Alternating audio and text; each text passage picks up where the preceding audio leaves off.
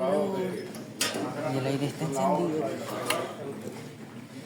De la estenosis y insuficiencia tricuspidia, y ahora vamos a hablar de la válvula pulmonar. Con respecto a la estenosis pulmonar, lo más frecuente es que sea una estenosis pulmonar congénita, ¿sí?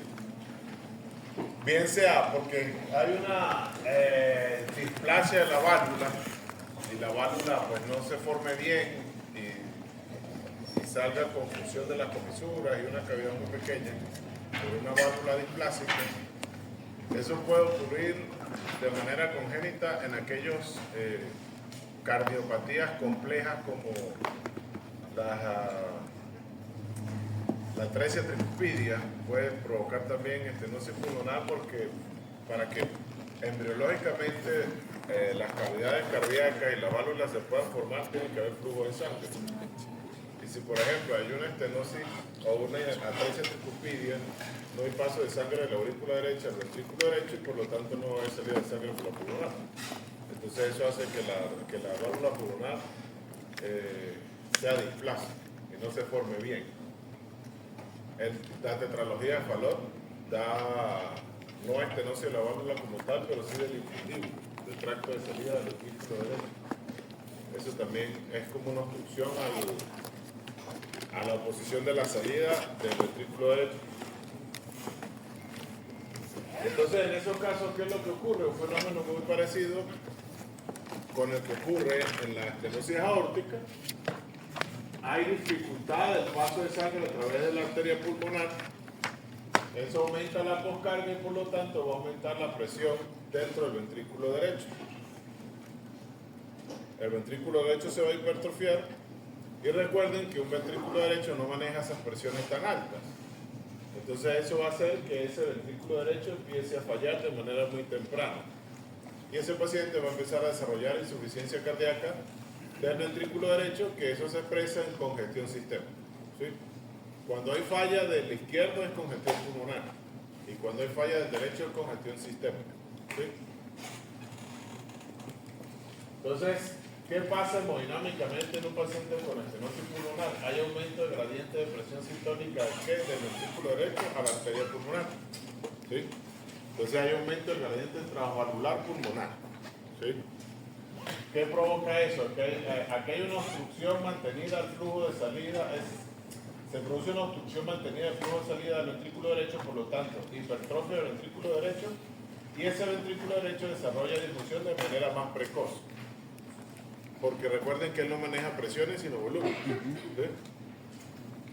¿sí? Y la elevación de las presiones de llenado de ese ventrículo derecho, vamos a verlo como va a provocar de manera retrógrada, como vimos aquí en el grafiquito, de manera retrógrada, hay aumento de la presión dentro de la aurícula derecha. Y ese aumento de la presión dentro de la aurícula derecha la vamos a ver como una onda A prominente en el pulso venoso yugular, ¿sí?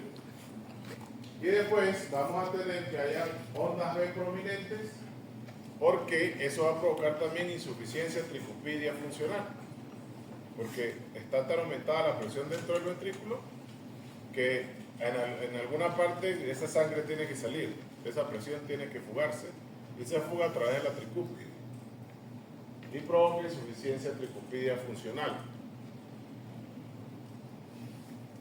Entonces, semiológicamente, el soplo que da es un soplo eyectivo muy parecido al de la estenosis aórtica, pero de tono más bajo. Y es un soplo que se escucha en borde parasternal izquierdo. ¿Sí? En el foco pulmonar y en todo el borde parasternal izquierdo. Y además, de acuerdo al grado de severidad de la estenosis pulmonar, va a tener distinto desdoblamiento del segundo ruido. Si es leve, va a haber un desdoblamiento del segundo ruido casi imperceptible. Ya cuando es moderada, va a haber un desdoblamiento más prolongado del segundo ruido con disminución del componente pulmonar, ¿sí? Y ya cuando es muy grave, casi el componente pulmonar no se escucha, ¿sí? Y va a haber un desdoblamiento fijo. ¿Por qué le digo fijo? Porque hay un desdoblamiento fisiológico del segundo ruido por los movimientos respiratorios, ¿sí? ¿O no? ¿Qué se acuerdan de eso, de fisiología? Que hay un desdoblamiento del segundo ruido fisiológico Porque cuando inspiramos, ¿qué pasa con la frecuencia cardíaca? Aumenta. ¿Por qué aumenta? Por el reflejo de una conocida de Banbridge. Ajá. Creo que era eso, no recuerdo. Pero ¿qué es lo que pasa con el flujo de sangre? Cuando inspiramos. Disminuye, ¿no? Con el flujo de sangre al tórax, ¿qué pasa cuando inspiramos? ¿Qué pasa con el flujo de sangre al tórax cuando inspiramos? En inspiración, ¿qué pasa? Se expande el tórax. ¿Qué pasa con la presión intratorácica? La presión intratorácica, ¿qué pasa? Va a aumentar. ¿Aumenta o disminuye? Si estamos en inspiración, el aire está entrando. ¿Y qué pasa con la presión O sea, se está intratorácica? aumentando la presión adentro que estaba negativa para que pueda entrar el aire. Exacto. Entonces la presión intratorácica, ¿qué pasa? Se hace más negativa. Exacto. Entonces, ¿qué pasa con el flujo de sangre? Imagino que Aumenta el retorno venoso al tórax. Y por lo tanto, aumenta ¿qué en el corazón? En el ventrículo derecho. Si está aumentando el retorno venoso, El volumen. ¿aumenta qué? El llenado del ventrículo. Y por lo tanto, si está aumentando el volumen diastólico final, ¿qué está pasando con la frecuencia cardíaca?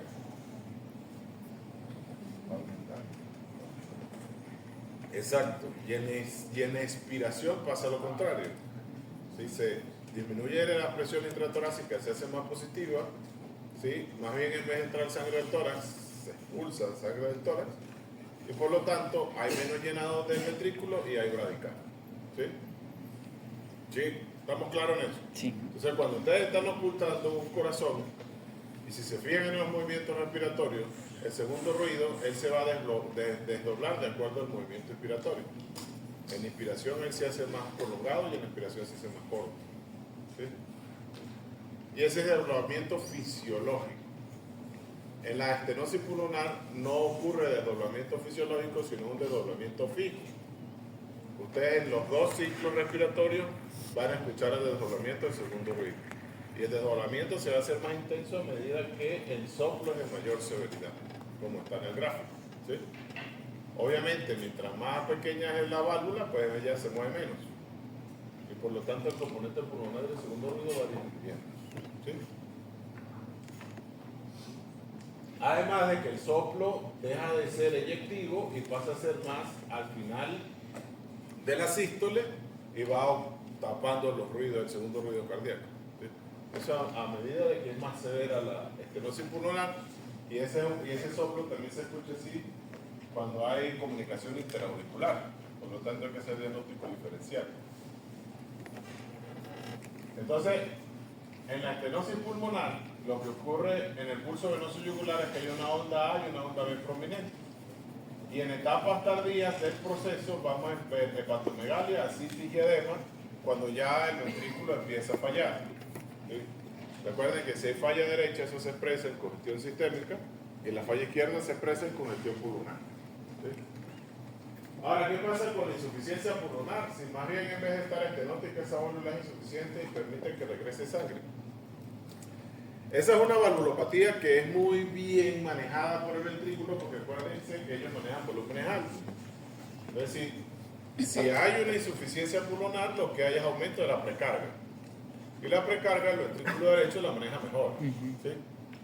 Por lo tanto, él va a fallar de manera más tardía, y ahí lo que ocurre es que hay un reflujo sanguíneo de la arteria pulmonar al ventrículo derecho con aumento de la precarga, y va a haber dilataciones en las cavidades derechas.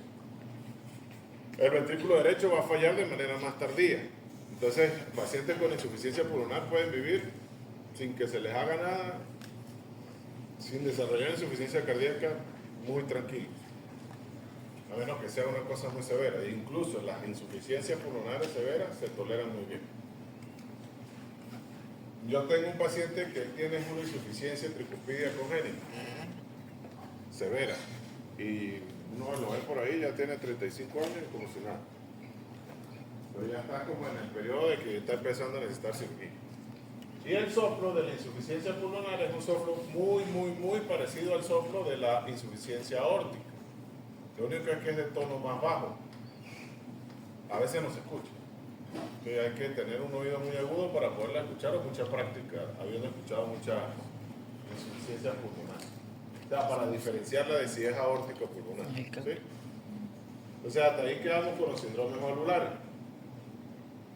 Ahora vamos a empezar con el otro tema, que es la principal causa de mortalidad a nivel mundial, que es los síndromes de insuficiencia coronaria.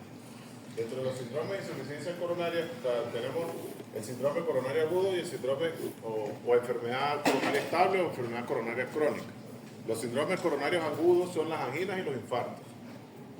Y la enfermedad coronaria estable son los pacientes que antes se llamaba angina de esfuerzo. ¿Sí?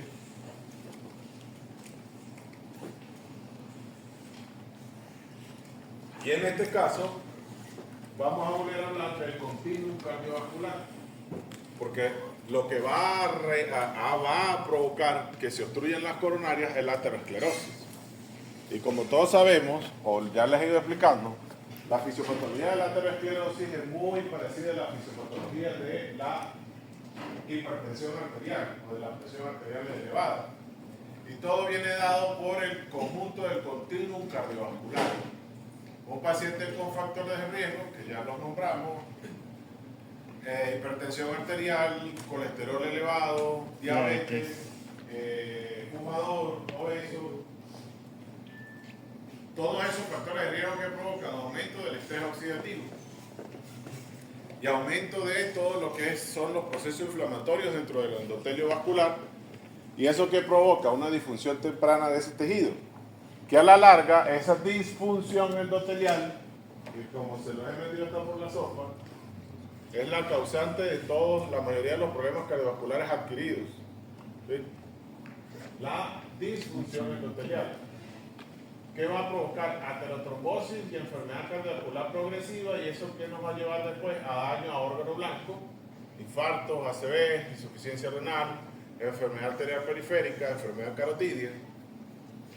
¿Y qué provoca eso? Que haya a la larga eso nos va a llevar a un remodelado patológico, hipertrofia del ventrículo, hipertrofia del músculo liso vascular, rigidez de la vasculatura, calcificación y el daño acentuado a órgano blanco con disfunción de ese órgano. Entonces viene la insuficiencia cardíaca y la insuficiencia renal, los desprendimientos de retina, la retinopatía hipertensiva o retinopatía diabética, y ese daño final a órgano blanco, que como destino final de todos estos problemas cardiovasculares es la muerte. Ya cuando el órgano empieza a fallar, pues ya la terapéutica está destinada a mejorar las condiciones de vida del paciente y evitar que se muera y se complique más de lo que ya está. ¿Sí? Pero ya es un proceso que no se puede evitar. Entonces aquí, más de lo mismo. Hipertensión, dislipidemia, síndrome metabólico, diabetes, tabaquismo. ¿A qué nos lleva todo eso? A disfunción endotelial y aterosclerosis. Que cuando eso va avanzando, empieza a haber ya un daño renal leve, empieza a haber hipertrofia ventricular izquierda y algunas glomerulopatías.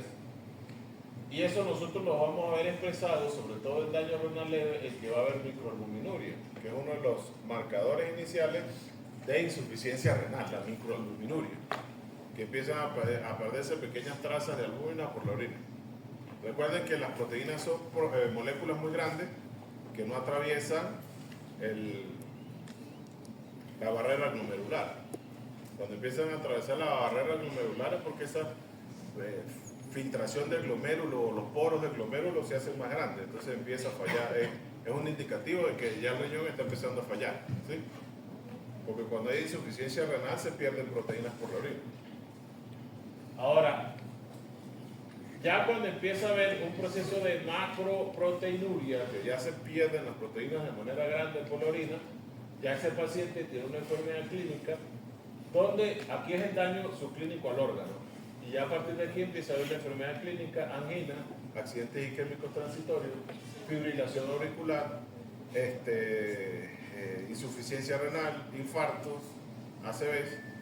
Y ya cuando viene el primer evento cardiovascular importante, que ya ahí sí hablamos, el infarto agudo del miocardio, el ACV, el ictus, la insuficiencia cardíaca o una insuficiencia renal terminal, que ya es cuando después de eso, que ya ocurrió el evento cardiovascular y vemos que hay una proteinuria a niveles nefróticos, hay lesión cerebral y demencia y muerte cardiovascular. ¿Sí? Estos pacientes, la principal causa de muerte es las arritmias o la falla de bomba. En los pacientes que hacen infarto y enfermedad y cardiopatía isquémica. Les recuerdo una vez más que es la principal causa de muerte a nivel mundial, sí, la cardiopatía isquémica. Ahora, estas son las anatomías de las coronarias vistas en una angiografía coronaria. Así es como uno las ve en cateterismo. Esta sería la coronaria derecha, que la coronaria derecha tiene un tronco único y es una rama que va a abarcar todo lo que, ella va a irrigar todo lo que es ventrículo derecho, pared inferior, pared posterior, y da una ramita muy importante que es la ramita que irriga el nodo sinusal. ¿Sí? Y ella va a dar unas ramas pequeñitas, entre esa una que es la descendente posterior, que ella puede llevar irrigación hacia la punta del corazón. Esa es importante porque en términos angiográficos uno habla de que las coronarias tienen dominancia, si es derecha o si es izquierda. Y eso depende de dónde surja la descendente posterior. Si la descendente posterior surge de la coronaria derecha, se dice que tiene dominancia derecha. Y si la descendente posterior surge de la coronaria izquierda, se dice que tiene dominancia izquierda. ¿Sí? Esos son términos angiográficos. Y esta es la coronaria izquierda, que tiene un tronco común que mide de 1 a 2 milímetros, perdón, 1 a 2 centímetros, que son los 2 centímetros más importantes para la vida, porque si se obstruye esos 2 centímetros, échale tierra. Y de ella surgen dos arterias muy importantes. Una es esta grandota que ustedes ven aquí, que es la arteria descendente posterior, que es la que va a llevar irrigación sanguínea a la mayor parte de la cara anterior del ventrículo izquierdo, cara anterior y septo. Ella va a irrigar la parte más extensa del ventrículo izquierdo.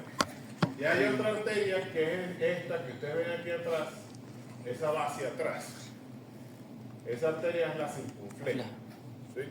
Que la circunfleja pasa a través del surco auriculoventricular y va a llevar sangre o va a irrigar lo que es la cara lateral y lateral superior y lateral inferior del ventrículo izquierdo. Y ellas dan una rama, las diagonales que son las ramas de la descendente anterior y las obtusas marginales que son ramas de la circunfleja. Entonces, angiográficamente uno ve algo así como esto. Esto que está aquí es el catéter, que el catéter se introduce dentro del seno de la coronaria y se inyecta contraste y se ve esto en un fluoroscopio. Aquí nos está mostrando esta chiquitica que ustedes ven aquí, es la arteria circunfleja, que es una arteria de muy mal desarrollo. Esa usualmente es un poquito más gruesa. Y aquí está la descendente anterior. Y esta obtusa marginal, que es una rama de la circunfleja, es más grande que la circunfleja. Esas son variantes anatómicas. ¿Sí? Aquí vemos también que este es el tronco común, aquí está la arteria descendente anterior, esta es una diagonal y aquí viene la circunfleja, que sí, en este caso sí está un poquito mejor formada. Y aquí está una coronaria derecha y está dando esta rama que es la descendente posterior. Así es como se ve en la angiografía, cuando se hacen los cateterismos. ¿Sí? Ahora, ¿qué pasa con los determinantes de flujo sanguíneo coronario? Y aquí quiero que pongan un poquito de atención porque esto es algo un poquito, digamos, es algo complejo, el flujo sanguíneo coronario. ¿Cómo es el flujo sanguíneo coronario? Pero es importante saberlo para poder entender por qué ocurren todos los procesos isquémicos dentro del miocardio. Y dentro de esos determinantes de flujo sanguíneo coronario son los determinantes del consumo miocárdico de oxígeno, que son estos cuatro principalmente: la frecuencia cardíaca, que ya hemos venido hablando de eso, la presión sistólica, la contractilidad del ventrículo izquierdo, que ese es el inotropismo, y el estrés de la pared, que el estrés de la pared viene dada por la poscarga. ¿Sí? Todo eso son los determinantes miocárdicos de oxígeno. Ya la frecuencia cardíaca la ha ido aumentando, la presión sistólica, que en este caso sería la poscarga. ¿Sí? El aumento de la poscarga, mientras más alta es la poscarga, pues hay mayor consumo miocárdico de oxígeno. La contractilidad del ventrículo izquierdo, obviamente, mientras ese ventrículo se esté contrayendo más rápido y con más fuerza, consume más oxígeno. Por eso es que a los pacientes isquémicos se les pone beta bloqueadores, para disminuir la frecuencia cardíaca y la contractilidad, para consumir menos oxígeno. Y el estrés de la pared, que como les venía diciendo, pues es la fuerza que se ejerce sobre la pared, que se expresa en la precardia, o en el volumen diastólico final. Y el flujo sanguíneo coronario, él tiene que es bifásico, o sea, no es un flujo tan continuo como el del resto de las arterias, es un flujo bifásico. ¿Qué quiere decir eso? Que ese flujo depende del ciclo cardíaco en el que estemos. ¿Qué quiere decir? Que en sístole, el flujo, la presión dentro del ventrículo izquierdo, esta es la presión del ventrículo izquierdo, esta es la presión intraórtica y este es el flujo a través de las arterias coronarias. ¿Sí? ¿Qué nos quiere mostrar el gráfico? Que en sístole, ¿sí? Esta es la sístole, el flujo coronario disminuye. ¿Sí? Vamos claro, hasta ahí. Cuando se contrae el músculo cardíaco en las plastas, las arteriolas, no tanto las arterias epicárdicas principales, sino las arterias que están metidas dentro del músculo. ¿Sí? Las arterias de resistencia, las aplastan. Y al aplastarlas disminuye el flujo sanguíneo en el músculo cardíaco. Entonces, al estarlas aplastando, en sístole no hay flujo a través del músculo cardíaco. El flujo es en las epicárdicas, pero adentro del músculo no hay flujo sanguíneo. Y cuando viene la diástole, llega el flujo sanguíneo y ocurre un proceso que se llama hiperemia reactiva. ¿Sí? ¿Sí lo recuerdo? La hiperemia reactiva. Que como ha estado en un estado de isquemia ese músculo, cuando viene la diástole, los vasos se dilatan con mayor potencia, porque ahí quedan radicales libres. Y la sangre dentro de la coronaria está como en un estado de acidosis. ¿Sí? Porque han estado en un periodo de isquemia donde el metabolismo pasa de aeróbico a anaeróbico. ¿Y cuál es el metabolito final del metabolismo, valga la redundancia, anaeróbico? Ácido láctico. Ácido láctico. Entonces, eso queda lleno de ácido láctico y eso estimula para que haya vasodilatación de las arteriolas pequeñas y se pueda lavar ese ácido láctico. ¿Sí se acuerdan del proceso de hiperemia reactiva? ¿O no? Eso se lo tuvieron que haber hablado de fisiología. No creo. Eso sí no lo vieron. Lo que pasa es que no lo vieron en el primer. Se nos fue la señal, pero regresó. Se cayó el satélite. Entonces, ocurre un proceso de hiperemia reactiva que hace que el flujo sanguíneo en diástole se duplique al flujo sanguíneo que había en la sístole. ¿Sí? Por eso es que el llenado de las coronarias ocurre en diástole. Por eso es tan importante que el periodo de diástole dure lo que tenga que durar. Mientras más prolongado, mejor. Por eso es que los pacientes que están en taquicardia hacen isquemia. Porque se acorta el periodo en el que se llenan las coronarias y encima de eso está en taquicardia. O sea, tiene aumento de los factores del consumo miocárdico de oxígeno, aumento de la frecuencia cardíaca, aumento de la contractilidad porque está en taquicardia y eso también hace que aumente el estrés de la pared. ¿Sí? Y encima de eso hay vasoconstricción, porque recuerden que esa es la respuesta refleja para poder mantener el gasto cardíaco. Entonces todos los determinantes miocárdicos de oxígeno, desde el consumo miocárdico de oxígeno, están aumentados. Entonces, ¿qué pasa en esos procesos cuando hay aterosclerosis? Está aumentada la oferta, pero está aumentada la demanda, pero disminuida la oferta. ¿Está claro hasta ahí o no? Esta es fisiología, esto ya no es parte de esto es fisiología. Estamos hablando de fisiología ahorita. Entonces, ¿qué pasa con el flujo sanguíneo y la extracción de oxígeno en las coronarias?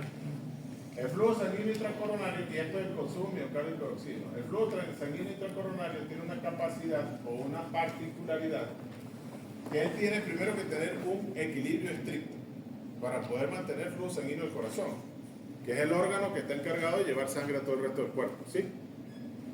O sea, ¿es importante o no es importante? Recuerden que nuestro sistema está adaptado a siempre mantener los órganos más importantes: cerebro, corazón, riñones, hígado. ¿Sí? Entonces, el flujo sanguíneo coronario, él va aumentando de acuerdo a cómo va aumentando el consumo miocárdico de oxígeno. Y en las coronarias, esto que nos muestra aquí es la saturación de oxígeno arterial y esta es la saturación de oxígeno venoso. ¿Qué nos quiere mostrar ese gráfico? Que a medida que ocurre el mayor consumo miocárdico de oxígeno, la extracción venosa es mayor. O sea, la extracción que hace de oxígeno,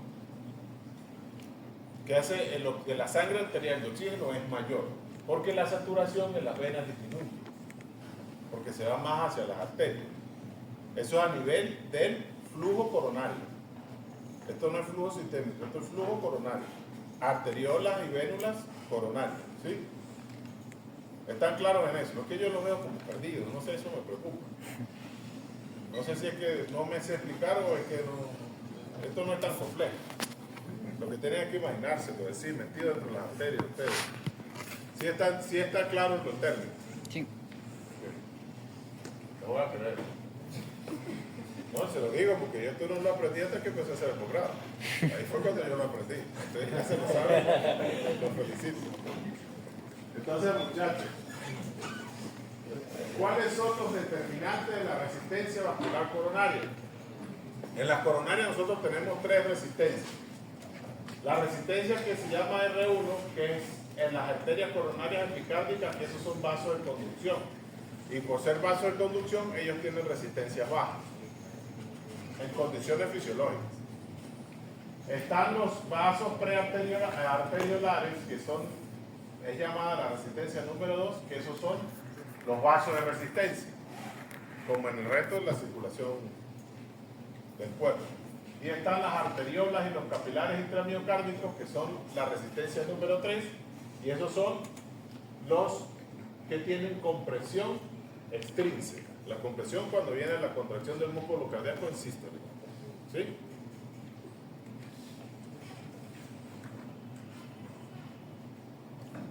Yo no digo sí por muletilla, sino sí porque sí, ¿entendieron? Así que no es que uso una muletilla, no entiendo. Yo tengo desde que estoy dando clases quitándome esa muletilla, pero bueno. Ya esas son mañas que agarra uno. Lo que pasa es que cuando yo los veo así, como mirando para San Felipe, me preocupa. Entonces, ¿qué es lo que pasa en esa circulación? Nosotros tenemos Todas las cosas. el área de transporte, el área de regulación y el área de intercambio. El área de transporte sería la coronaria epicárdicas, ¿sí? La descendente anterior, la circunfleja y la coronaria derecha, las grandes.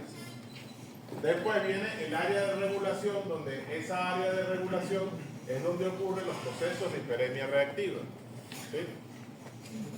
Que ellos se van controlando la presión de esas arterias a través de los procesos de vasoconstricción, vasorelajación y la producción de algunos metabolitos como el óxido nítrico. ¿Sí?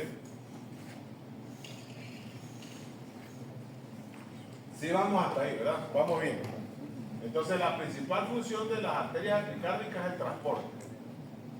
La principal función de las arteriolas y de las pequeñas arterias es la regulación del flujo a través de la presión, de los cambios de presión intracoronaria, que eso se dan por procesos de vasodilatación y vasorelajación. Y después viene el área de intercambio, que es donde están los capilares, que es ahí donde viene el paso de capilar arteriolar a vena, ¿sí? Entonces, digamos que el flujo que más se ve afectado es este de la microcirculación, que es el que controla el flujo dentro del músculo cardíaco. Este es el de las arteriolas y las arterias pequeñas. Es el que va a controlar cómo va a ser el flujo dentro del músculo cardíaco, que es el que se ve afectado por la sístole y se ve beneficiado por la diástole. ¿Sí? Es el área o la función principal de esta microcirculación, que es la regulación. Entonces, si ustedes ven aquí el porcentaje de resistencia total al flujo, esas son las áreas de mayor resistencia, como ocurre en el resto del cuerpo. ¿Sí? Que esas son las que vienen dando la resistencia vascular periférica, en este caso es la resistencia vascular de las arterias coronarias. Son esas áreas de la microcirculación. microcirculación. Entonces, los estímulos principales de vasomotilidad van a afectar en las áreas de las arterias de transporte al flujo y en las áreas de la microcirculación a la presión y los metabolitos que ahí se producen. Y así pues, nosotros vamos a tener esas tres resistencias que yo les estuve comentando. La resistencia número 1, que la ejercen las coronarias epicárdicas, que usualmente, como esos son vasos de conductancia, pues esas arterias no ejercen tanta resistencia. Y están las otras, que son las que se ven afectadas por la compresión extrínseca del músculo cardíaco. Entonces, en ese caso, nosotros tenemos que el flujo epicárdico es diferente al flujo endocárdico. Porque el flujo epicárdico está mantenido principalmente por las arterias de conductancia, las arterias grandes. Entonces el flujo epicárdico no se ve tan afectado por todos los procesos de sístole y diástole. En cambio, el flujo endocárdico, como sí se ve afectado por la resistencia que le ejercen las arteriolas cuando se contraen y la resistencia que le ejerce el músculo cardíaco cuando las comprime, pues ellos sí tienen una marcada diferencia en el flujo sanguíneo con respecto al flujo epicárdico. Por eso es que cuando ocurren los infartos, lo primero que se ha afectado es el flujo endocárdico. ¿Qué es lo que nos está mostrando esta curva? La curva roja, miren, es el flujo endocárdico y la curva amarilla es el flujo epicárdico. Entonces, ¿qué nos está mostrando? Que a mayor presión coronaria, que para poder llevar sangre al endocardio se necesita mayor presión dentro de las coronarias para poder mantener ese flujo.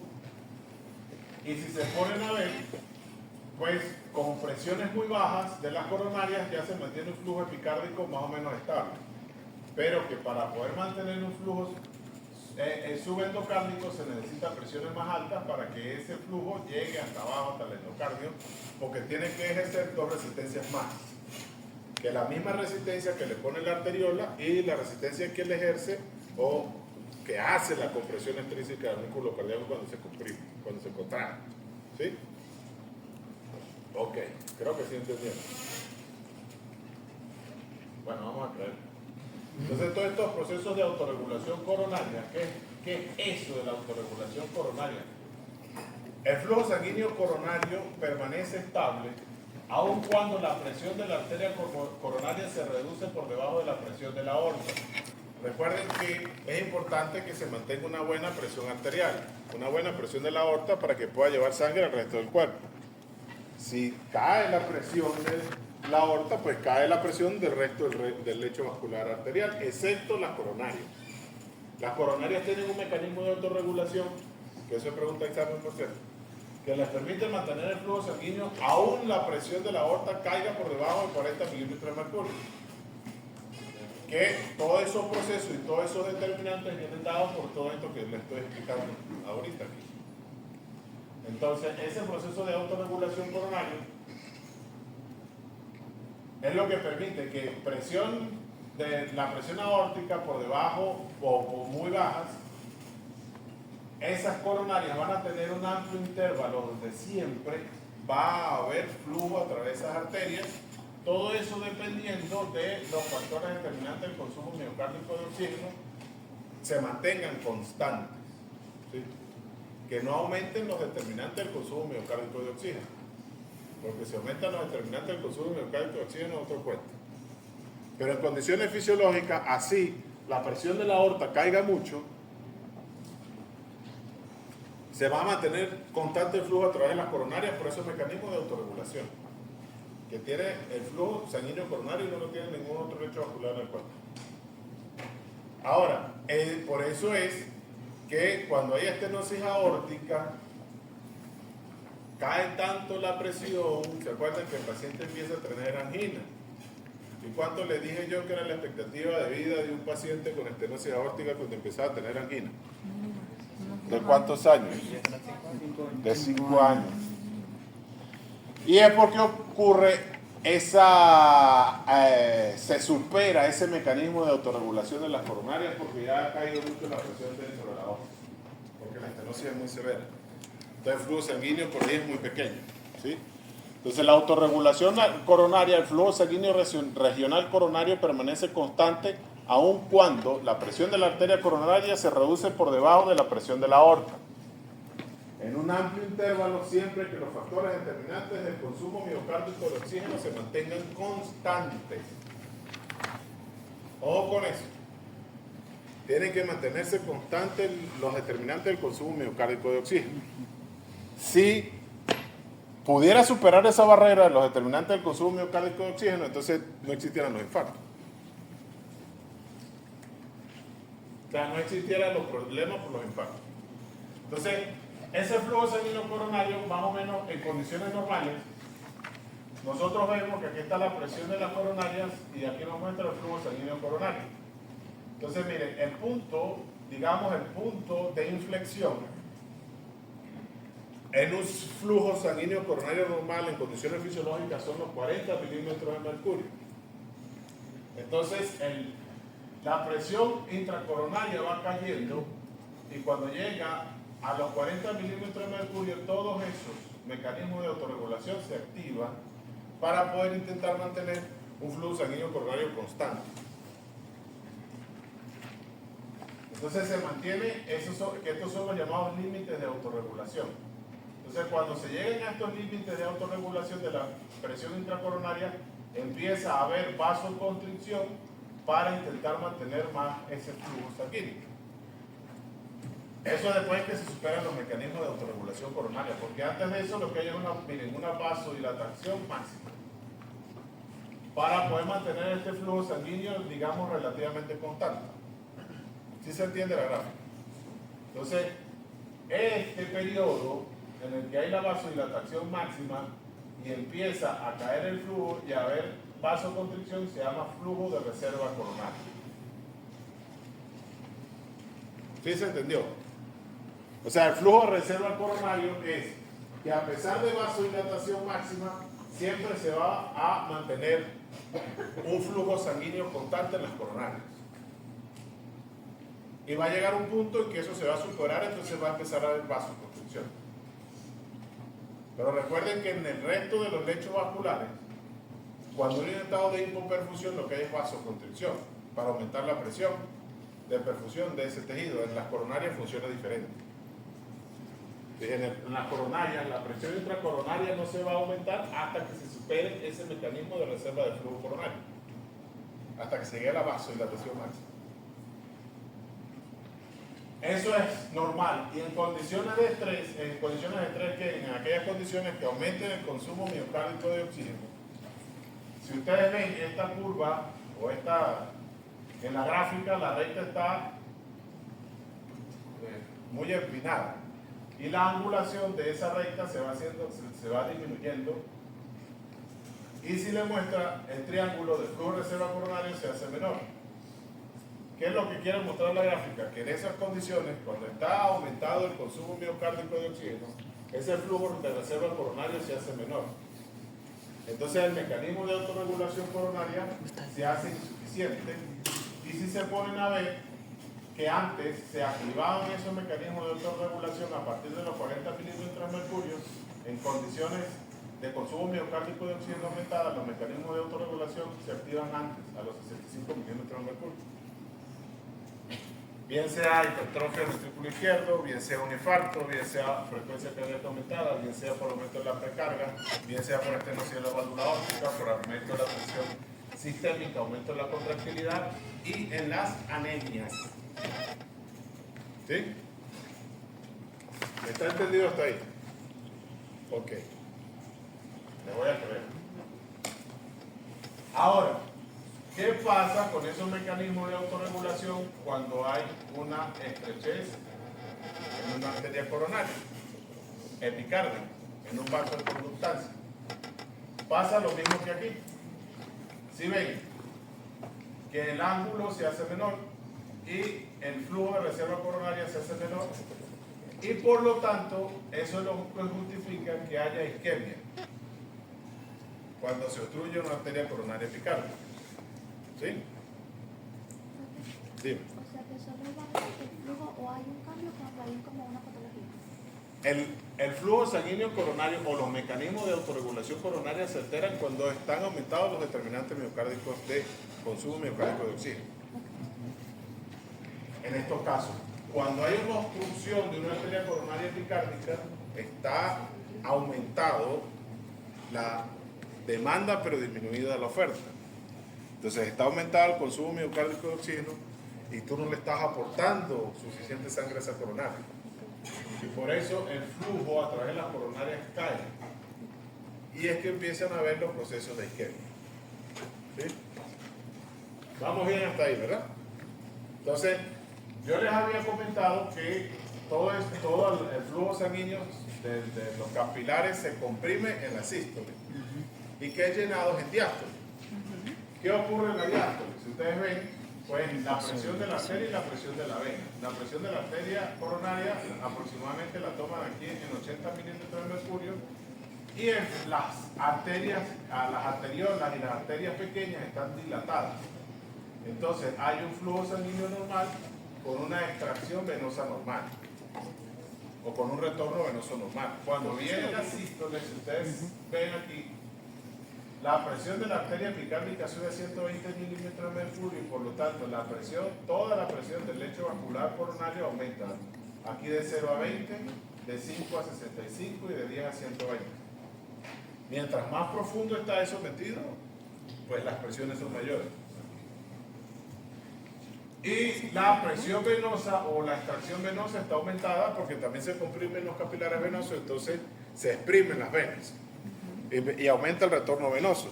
Entonces, cuando viene la diástole, como estás exprimiendo las venas, llega más sangre. ¿Sí? Eso se llama, ese es el mecanismo de autorregulación de bomba del corazón. O sea, él tiene un mecanismo para bombear la sangre también dentro de los capilares coronarios. ¿Sí? Entonces la hace como una bomba intramiocárdica, que se llama bomba intramiocárdica, que comprime arterias, comprime venas, al comprimir la vena aumenta el retorno venoso y por lo tanto cuando regresa la sangre a través de las coronarias epicárdicas es mayor. Eso también tiene que ver con los procesos de hiperemia reactiva. Ahora, este es al que hay que cuidar, el endotelio. Y hay que empezar a cuidar desde jóvenes. Porque ya cuando el endotelio se enferma no hay manera de revertir la enfermedad del endotelio. Por muchas estatinas, por mucha aspirinita, por muchas cosas que se ponga, es el endotelio que va enfermo. ¿Sí? Ahora, el endotelio tiene muchas funciones, como funciones neurohormonales, también tiene en la respuesta a las presiones mecánicas y tiene funciones metabólicas y endocrinas. Recuerden que el mismo endotelio produce óxido nítrico. Y el estímulo para producir óxido nítrico es esto que vemos aquí que se llama tensión de cizallamiento. La tensión de cizallamiento es la fuerza que ejerce el flujo sanguíneo laminar sobre la pared del vaso. Entonces, véanlo así de esa manera porque así fue que yo lo entendí. Ya llegó la profe. Terminamos esto y es como la presión de cizallamiento va como puliendo las arterias por dentro. Las va puliendo y va haciendo que la función del endotelio se mantenga constante porque hay unos receptores de esa presión. Entonces esos receptores de la presión de cizallamiento estimulan al endotelio para que produzca óxido nítrico. Por eso cuando hay una obstrucción o una placa anteromatosa que altera el flujo laminar, altera también la presión de cizallamiento. Entonces el flujo se hace turbulento. Y esos receptores de tensión de cizallamiento disminuye su función y disminuye la producción de óxido nítrico. Y se deriva a la producción de vasoconstrictores y agentes protrombóticos. Bueno, ya llegó la profesora Wanda, entonces terminamos por hoy.